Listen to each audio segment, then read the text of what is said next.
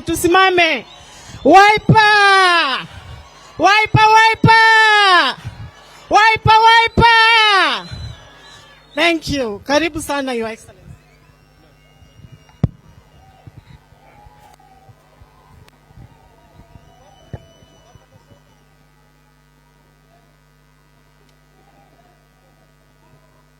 This is fine. Good. Thank you. Hey, tafadhali tuketi, tafadhali.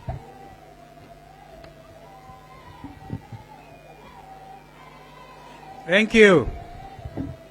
Thank you. Thank you. Asanteni. Asanteni sana. Aya. Kusema kweli, tukio hili ni la ajabu. Karibuni, tafadhali tuelewane. Kwa niaba yangu mimi mwenyewe, mke wangu Mama Pauline, naomba niwakaribishe sana Yatta. Actually, this is Yatta Farm, but for the purposes of our meeting today, this is Yatta.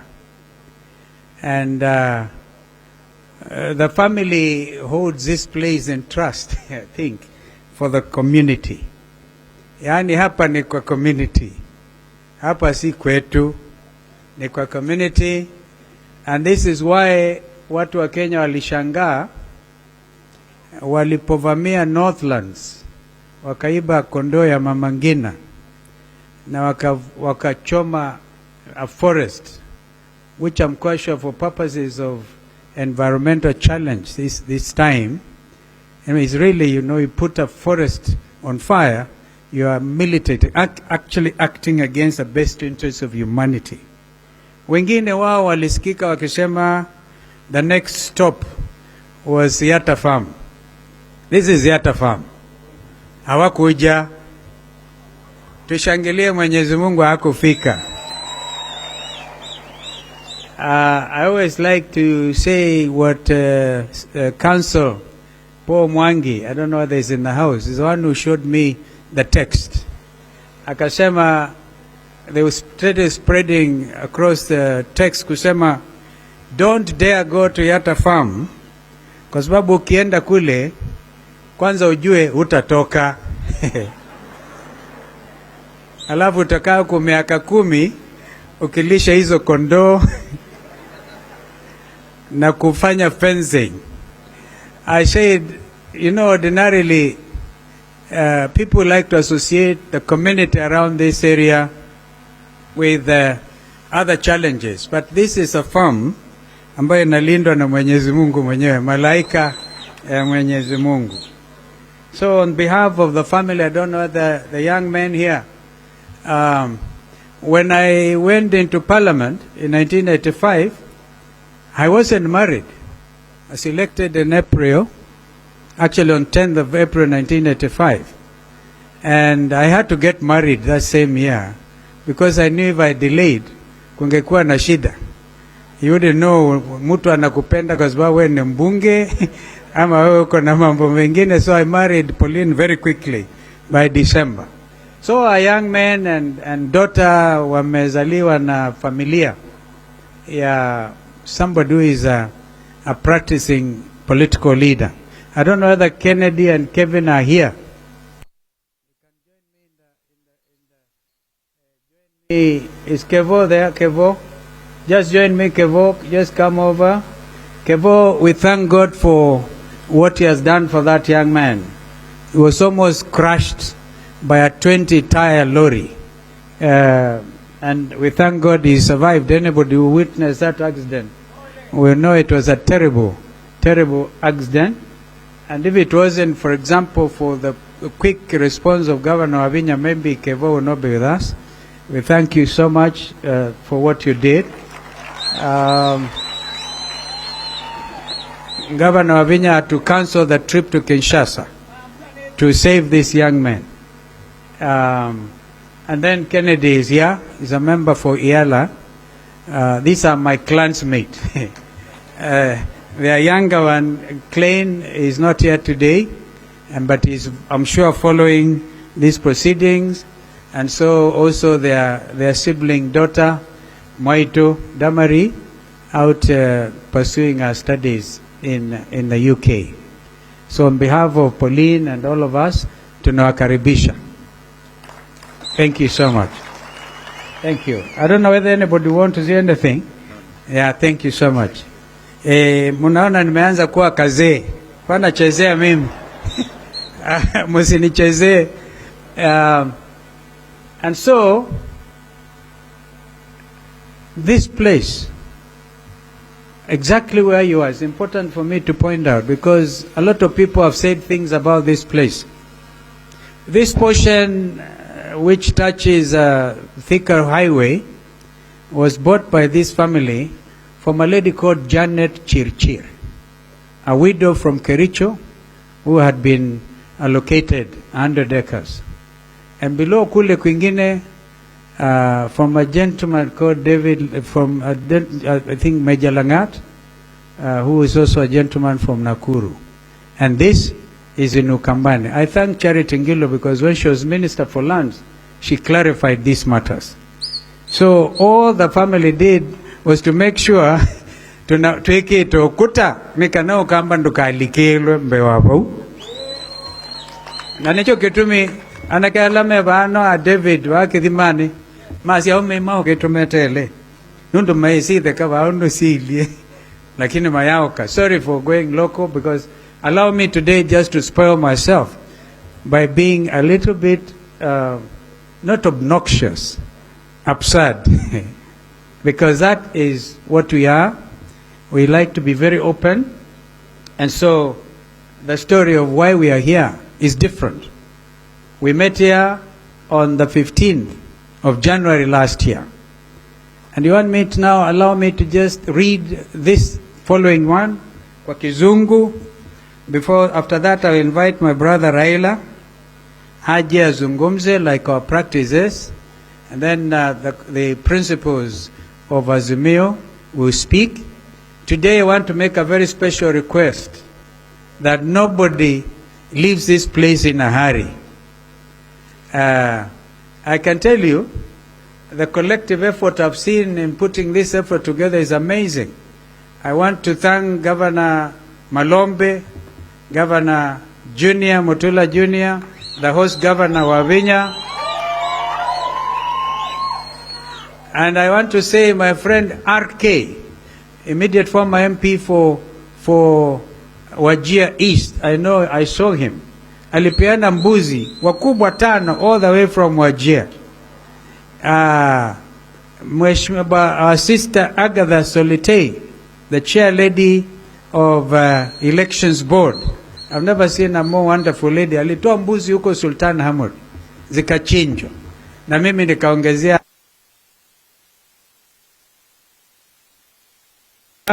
na wengine ma MCA. I'm shocked. MCAs wa Makueni wametuma mbuzi, MCAs wa Mkitui, and I didn't want this to be a collective effort.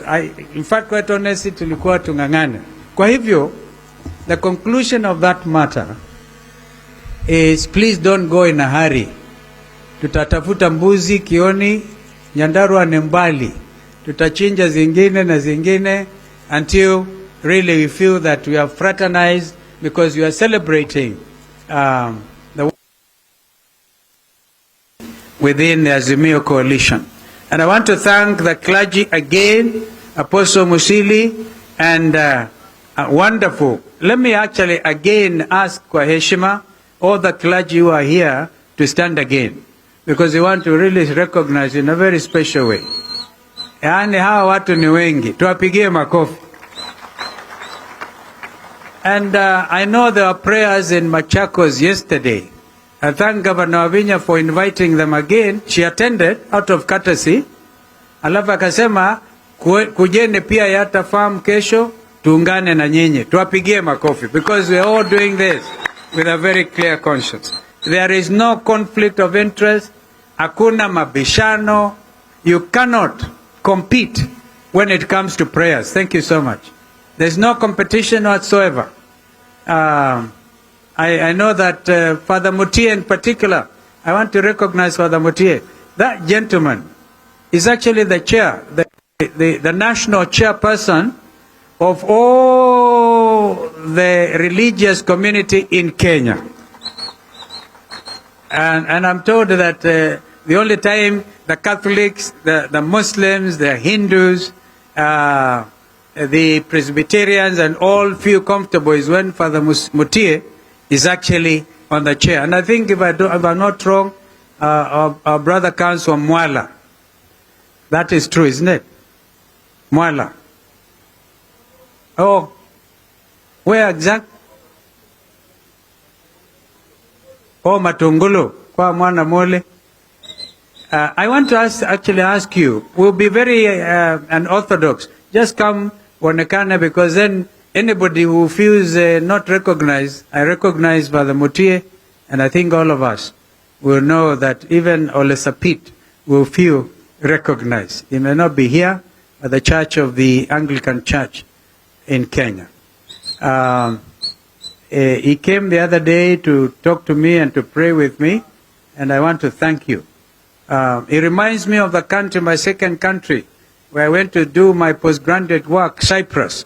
But him, I think, is Orthodox, and I want to really thank you for finding the time. Thank you. Thank you. I therefore now I recognize the others as I go on, and then I'll call my brother Raila. Nimevalia kijeshi na sio jeshi. Kuna vijana hapa when I was coming in walikuwa wanasema KDF. So now KDF I discovered, kauliza ni nini, kasema Kalonzo Defense Forces. Ukiwaangalia wengine, they can do it the next lunch. But it is the spirit of commitment and the love for their country which makes them come out strongly, and more particularly defense of democracy. I am wearing like this, and if a time at the end, I really love to sing the words in one of the gospel songs, stand up for Jesus. Ye soldiers of the cross, lift up his royal banner, for it must not suffer loss. From victory to victory, his army shall he lead. And beautiful hymn writer, how relevant it is. This is a time to stand up, the clergy, Kenyans, stand up for Jesus. Because you cannot be standing up for Jesus if you're in Shakahola. And I'm happy the church has come out very clearly on this matter. But I wonder why Raila Odinga was denied access to Shakahola, and they allowed Shakila, my party secretary general, because I think the Senate committee was going there. So in the spirit of openness, this matter about Shakahola has hit international news. It has put this country's name negatively. Watch Al Jazeera, you watch other places. Therefore, it behoves us as a nation to be very open about what happened in Shakahola. And as Shakila said, I think that we will know eventually the truth. Now, allow me to read the following, because I want to really celebrate our teams. The clergy present have delivered a timely and very thoughtful message that at its heart reminds us whose children we are and why all of us, at all the times, we must praise and be thankful to our mighty God. I'm thus vividly reminded of Psalms 9:1. I quote, I will give thanks to you, Lord. With all my heart, I will tell of all your wonderful deeds. The last time we gathered here, on January 15, 2022, we had the Yatta Declaration. And I would want to invite my brother Raila, on behalf of Azimio fraternity, to come up with the Yatta Declaration 2. We, as an affirmation of the endorsement of that few months prior, in November, at our Wiper Democratic Movement, a National Delegates Conference in Kasarani, when we Then Yatta 1, the declaration affirmed the conclusions of what had happened at the delegates conference. Ultimately, as Wiper and the One Kenya Alliance, Oka, my sister mother at that point was actually with me in Oka, having consulted widely and particularly cognizant of what was at stake for all the people of Kenya, we joined hands with my brother, former Prime Minister Raila Amolo Odinga, and sister mother Karua in Azimio la Umoja One Kenya, and crafted the Azimio One Kenya coalition. Others were my brother Gideon Moi was with us, and Kanu in Oka, and I think several other friends who sometimes the going became very tough. I saw one of them running as independent somewhere in Luo Nyanza. However, our presidential electoral victory was openly stolen by the minority Chebukati-led Independent Electoral Boundaries Commission, IEBC, and illegally validated at the Supreme Court of Kenya. In the National Assembly, our majority coalition numbers were unlawfully and systematically reduced to mirror the farce of a stolen election. Today, I want to express my sincere appreciation to all of the Wiper leadership who, despite intimidation and overt bribery, notwithstanding the bets of which political party would be the first to fall prey to the whims of those who currently hold the instruments of power, stood and continue to stand firm and tall. Heko to Wiper members of parliament. None of them was able to get hoodwinked. And if any of them would dare after today, clearly, the next general election utakuwa umejipeleka nyumbani wewe mwenyewe. As your party leader, I take particular pride when I look at all of you and take in our diversity of representation. Against all odds, we have grown from Ukambani region. This is a national political movement of Machakos, the Ukambani region, Lower Eastern, Machakos, Makueni, and Kitui counties, and spread to Taita Taveta. Out of the 4 elected members of parliament in Taita Taveta County, 3 of them are Wiper. And of course, we also spread to Tana River, to Nairobi. That's why we have Mawathe and Embakasi South and other places. To Kajiado, to Embu, Busia, Kisii. Now I know where you come from. Now we know the culprit. It is one Mawathe Musili. Tafadhali, hold your peace, hold your peace. We hear you. We hear you. We hear you. We hear you. You know, ndugu Raila Wakamba na msemo that an animal smells exactly like the forest from which it slept the previous night. Nyamwe nyunga kitheka kila ye. Ama nyunga kitheka kia ilobi. So, I can talk of Garissa, Wajir, Wiper's presence in 14 counties, and as a movement, I honestly believe this is just the beginning. But we might, in the interest of this nation and growth of democracy and deepening of our gains, have to operate now perhaps. And this is my challenge to the leadership of Azimio. We now must move with speed, consolidate Azimio National Secretariat, and be able to see whether going forward we will not give Azimio #1 priority. To our 3 elected governors, the 3 deputy governors, our 4 senators in this Lower Eastern region, 23 members of National Assembly, apart from the council, I think we're about 30, 4 county women members of parliament, 3 speakers of county assemblies, and 111 members of county assemblies. I salute you all and loudly say, hongereni, hongera, hakika, tutaweza. Na hakika muliweza. I would also like to pay tribute to all those who sought elective office on a Wiper ticket across the country, but unfortunately did not prevail. William Shakespeare, in one of my favorite plays, Romeo and Juliet, wrote, I quote, "There is an old saying that applies to me. You can't lose a game if you don't play the game." End of quote. So, at the end of the day, you are the next lot of leaders.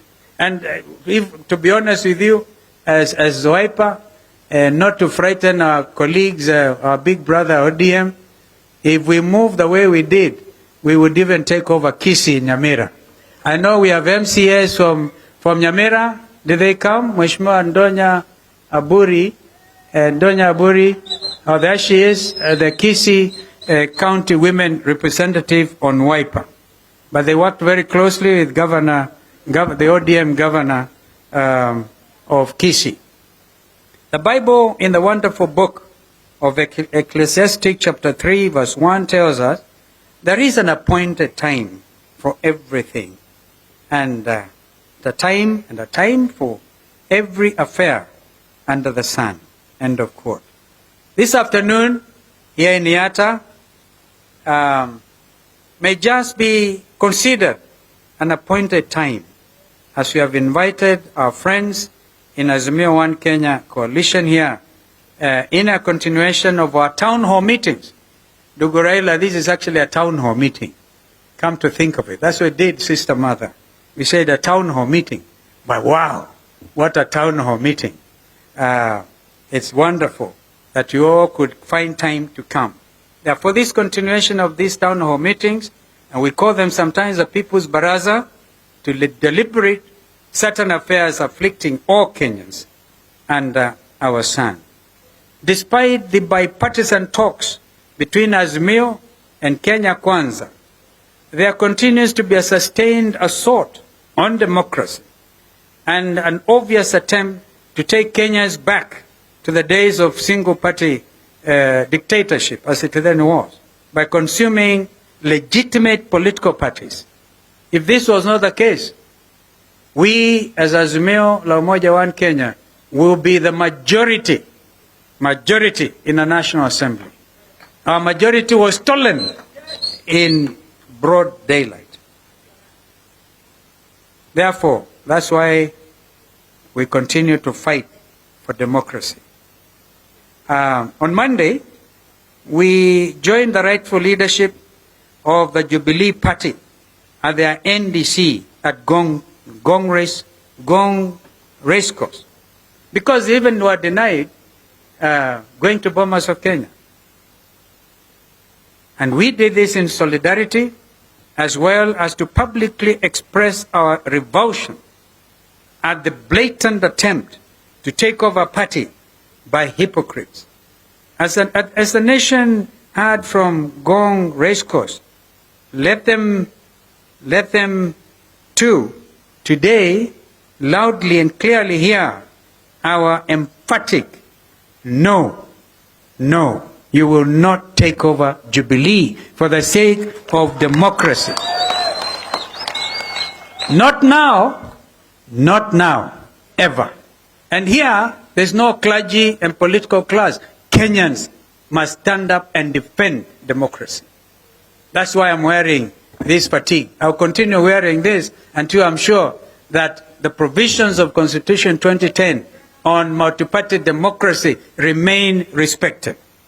Yesterday, Kenyans and the world witnessed a rogue regime's attempt to silence the voice and violate the freedoms of our brother Maina Njenga that are assured under our Constitution.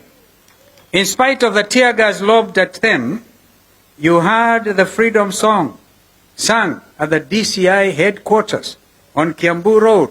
I quote, and because I tried to get a quick translation, notice I can pick 90% of Kikuyu, because Mwangiria, ikiongea Kikamba unasikia yote, kiongea Kikuyu nasema, this is how it went.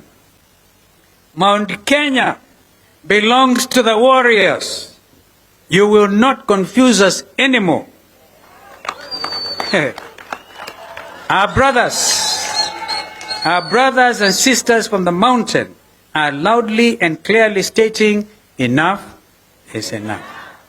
On Wednesday, we suspended the bipartisan talks, in fact agreed with senior counsel, my learned brother, Otienda Molo, who is in the House. I think Kenyans will want to see Otienda Molo, who is leading the team here of very able negotiators, absolutely able.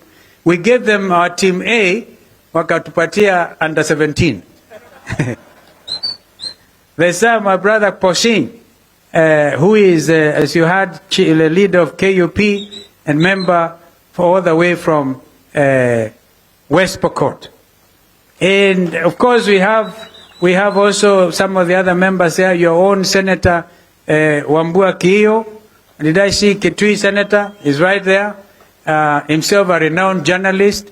And of course, Able, my young learned junior brother, Edwin Sifuna, Senator for Nairobi. And I think I saw of course the minority leader in the Senate, our senator from Kilifi. He's not sitting in that committee, but I saw him. Welcome so much, our brother, all the way from Kilifi. And others whom I think our party leader may want to introduce.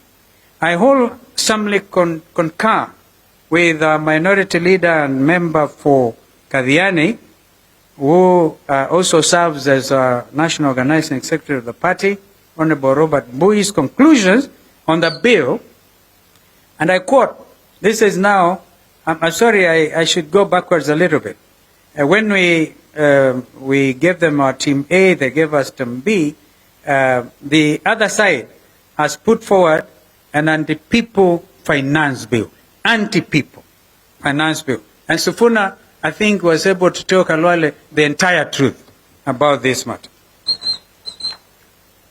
Measures proposed include raising the gross sales tax from 1% to 3%, doubling the rate of value-added tax, VAT, applied on petroleum products from the existing 8% to 16%, 100% increase, and applying various excise duties, including an increase from 12% to 15% on money transfer services, and a new one on milk and sugar, maziwa na sukari. Further, there's what can only be called the Ghost National Housing Development Fund, statutory deduction of 3% of gross earnings. Even their peers could not even stand before the Committee of Parliament to justify that. Therefore, I wholeheartedly concur when Robert Mbui said, I have never seen such a vicious attempt to turn Kenyans into paupers. So what happened to the clarion call of mamambogas and bodabodas?